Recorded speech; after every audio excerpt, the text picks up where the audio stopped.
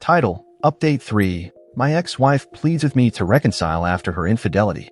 My soon-to-be ex-wife has never accused me of any form of abuse, and rightly so. I haven't laid a finger on her.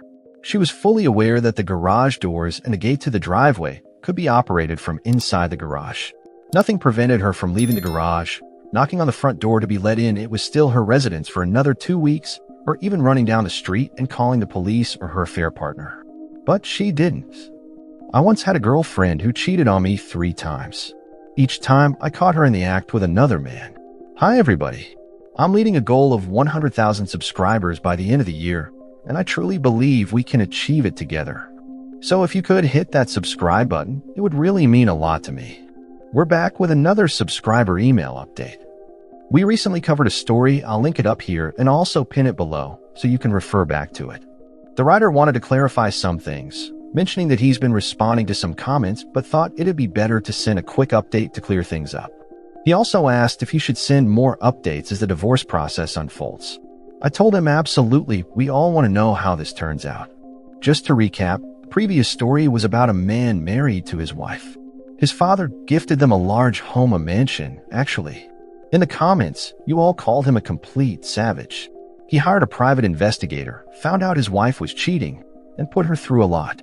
Toward the end, he told her that if she wanted to reconcile, she'd have to go through some tough steps.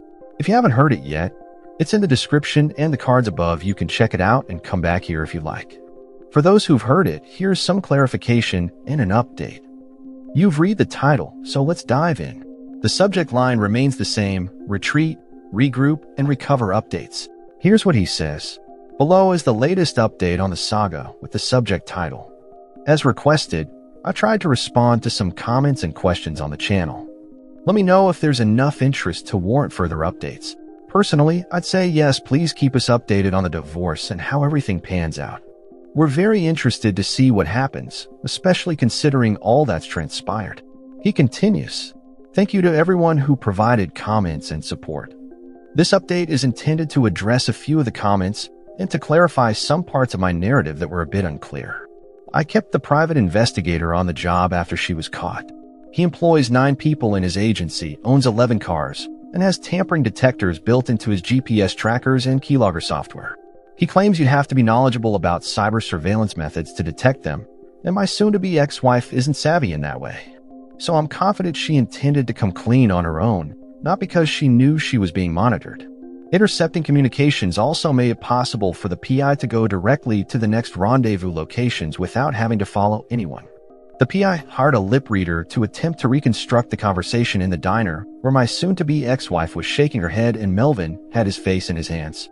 Most of the conversation wasn't clear to the reader, but she was sure that my ex was saying things like, "I'm sorry, this is wrong," and "it's over," along with some other irrelevant or unclear statements. Their messages also support the idea that she ended things with Melvin before the confrontation. Even if she came to the decision to end it on her own, it's still too little, too late. The PI will be reviewing text communications to see if there were other affair partners and how long Melvin was involved. She claims that Melvin was the only one, not that she slept with him only once. My soon-to-be ex-wife comes from a very affluent family who will ensure she has no financial problems. Their emotional support is another matter entirely. Their family reputation is paramount to them, and my ex understands implicitly that any nonsense from her side will tarnish that reputation. Yes, I was extremely fortunate to have parents like mine, loving, encouraging, supportive, astute, and very smart. I think my dad wanted to give us that house. His style without my mom is more condo living. Yes, this is significantly easier because we have no kids. I'm sure my actions would have been different if children were involved. Folks, I'm not a hero, just a guy looking after himself. And yes, having fewer financial resources makes everything tougher. I know I'm not rich. I'd say I'm moderately well off, and I say that because I know people who are truly wealthy. My soon-to-be ex-wife has never claimed that I abused her in any way, and I haven't. She knew that the garage doors and gate to the driveway can be opened by controls in the garage.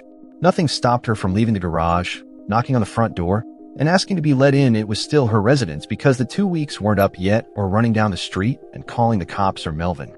Oops, he was away getting his zipper fixed.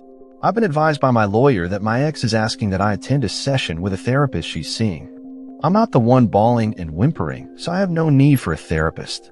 But my lawyer feels that this would demonstrate open-mindedness on the reconciliation question on my part and allow me to assert that my decision to divorce is a rational one. However, my soon-to-be ex-wife wants to explain to me what her thought processes were that led to the Melvin adventure. It's presumptuous on her part to assume I care. My lawyer is sure that the therapist and maybe even my ex will see that pressuring me on this topic isn't a good idea. Apparently, there are judges who think they know more about a marriage after 10 minutes of evidence than the married couple does. So seeing her therapist would bolster my credibility in the eyes of the court. If the therapist turns out to be a shield for my ex's agenda, she's going to learn some brand new uses for the English language.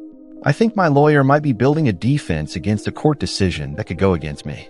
Melvin has been known to be unfaithful before. The PI spoke to another woman currently involved with him.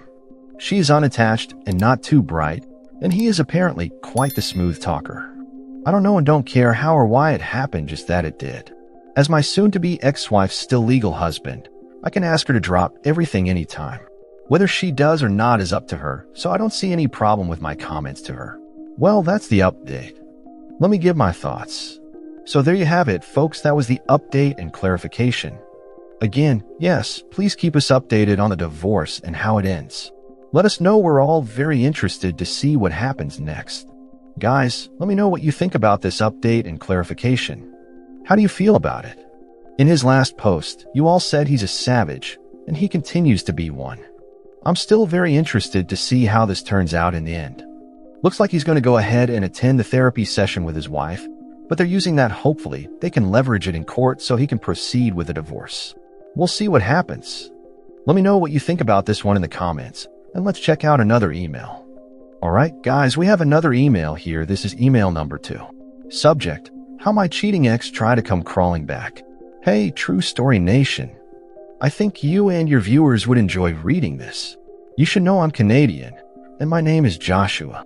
Apologies for any misspellings, I have dyslexia. Some background context. When I was 16, I had a girlfriend who cheated on me 3 times. All 3 times, I caught her in the act with another man. I was still a virgin. Twice, I forgave her. And the 3rd time, she told me in the middle of having sex that she was dumping me. I walked out crying and agreed to stay friends with her. After a few months, I cut contact with her. Yes, I was a simp back then, and had I been the person I am now, I would have left her the first time and gone no contact. Anyway, she recently contacted me over Instagram asking if I remembered her. I ended up replying yes, and we started talking. She fed me some nonsense about how she lost her memories and couldn't remember me before immediately explaining our past relationship in extreme detail.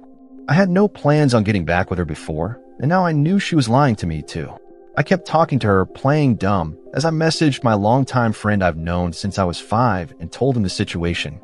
We both got a laugh out of it, and he sent me an image to show her the images in the email. After a bit, I also learned why she messaged me. At the time, I was 20 with a good-paying job, about $300 to $500 a week, and in college trying to become a police officer.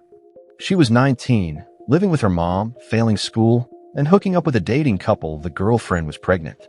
After leading her on for a bit, I dropped the bomb that I knew she was lying to me, that she could drop dead and I wouldn't care, as I was not the same simp she dated.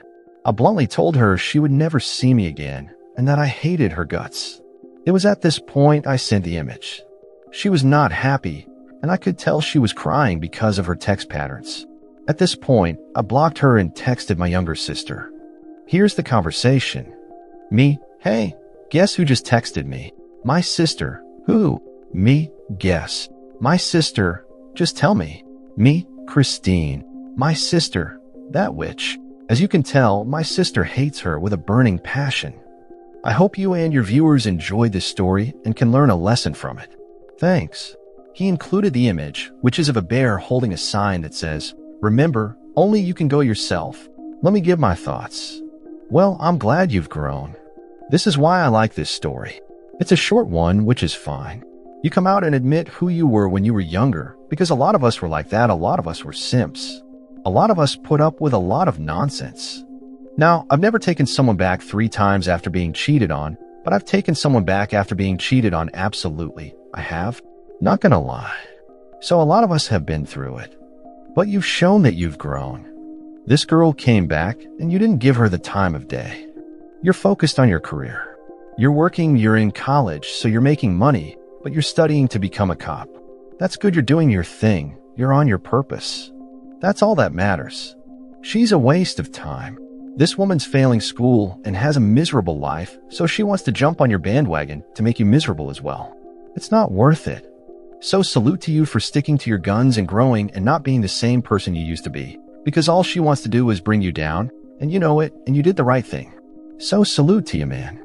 I actually had a friend in college who had dyslexia, but he has a great career now, so it's not like you can't do anything with dyslexia. I just remember you said that in the beginning you were talking about your spelling and all that. I remember him having to go to the writing center a lot when he did his papers and everything because of the dyslexia. But salute to you. I'm glad that you're continuing and aiming to have a good career. I wish you the best, man. Thanks for sending in that email. Guys, let me know what you think about email 1, the update in this email as well. Let me know what you think about this email, a young guy training to become a police officer. Someone tried to come back into his life. She tried to come crawling back. He kicked her away. Nope, you're not about to mess up what I got going on. And that's the end of this video, everyone. If you have any thoughts you'd like to share, please leave a comment below. Don't forget to like and subscribe if you like this content. Turn on notifications to stay updated on my latest posts. See you next time. Let me know what you think about both emails in the comments.